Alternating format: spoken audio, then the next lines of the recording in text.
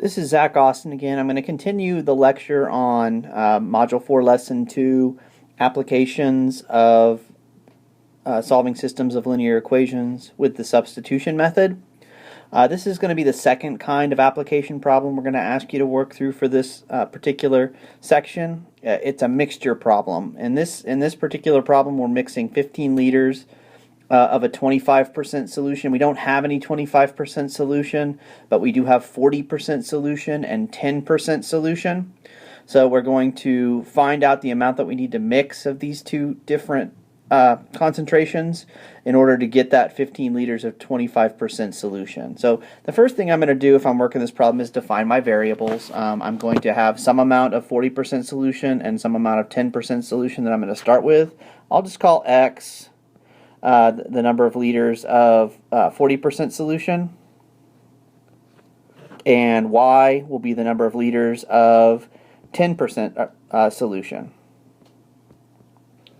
Okay, and with that being said, those x and y's are going to be the variables with which I'm going to build my system of equations. And I'm going to set up two equations, and what we have to think about here is and in every one of these mixture problems, we're going to wind up with the same kind of equations. The first one is just going to be real basic. It's going to be, we need to make 15 liters total of this 25% saline solution. Well, how are we going to do that? Well, we're going to mix some amount of the 40% solution plus some amount of the 10% solution. So the first equation is going to be pretty straightforward. X plus y equals 15. The second equation, on the other hand, is going to kind of balance the amount of saline that we have.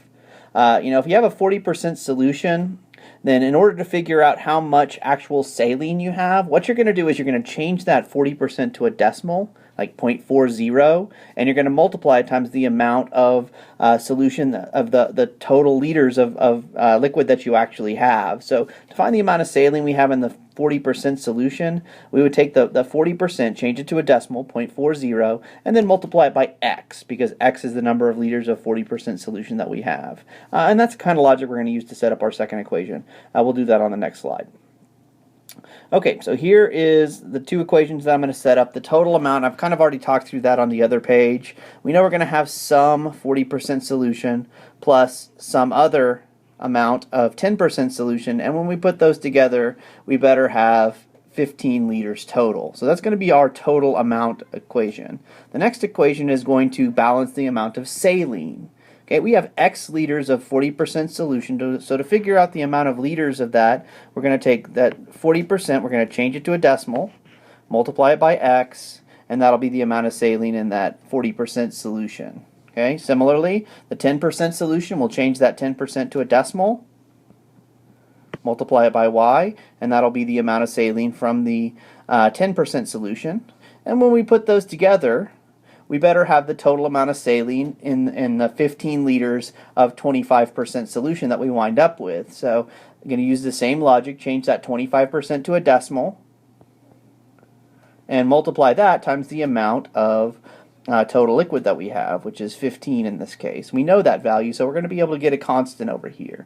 You multiply that 0.25 times 15, and we wind up with 3.75. From this point, there's a few ways to approach this problem. A really nice way to deal with the decimals in this problem is just to eliminate them right now at this point. We know that if we multiply something by 100, it takes the decimal and moves it 2 spots to the right. So that's what I'm going to do next here. I'm going to take this whole equation, I'm going to multiply it by 100. As long as I do it to both sides, a perfectly legal thing to do. That'll help us get rid of the decimals and give us something maybe a little easier to work with. So after I multiply by 100, what I'll have left is 40x plus 10y equals 375. Okay, and the decimals are gone. A little easier to deal with. And now we've got a system that we can solve using all the techniques that we learned when we discussed the substitution method in the previous class. So our first step in solving with the substitution method is to take one of our equations and solve it for one of our variables. In this case, I'd say the x plus y equals 15 is definitely the choice to make there.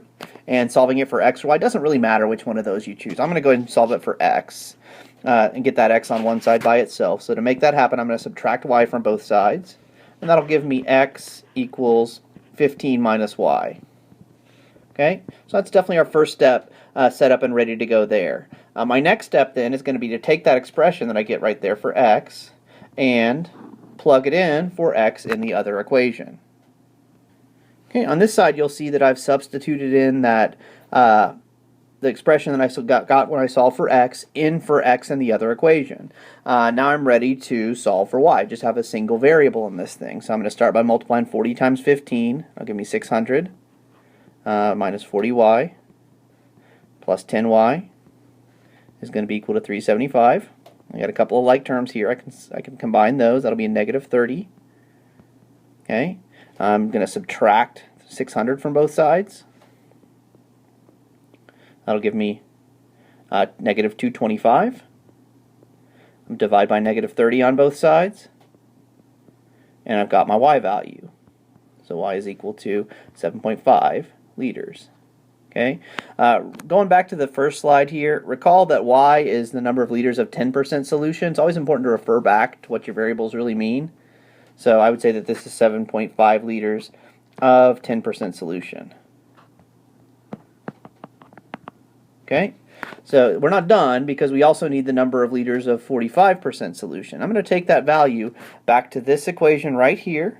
Okay, we're going to substitute in for y, and that'll let us get our x, which is our amount of 40% solution. So x is going to be equal to 15 minus 7.5, that value that we found for our y on the previous slide, and that'll give us 7.5 there also. So that's 7.5 liters of 40% solution.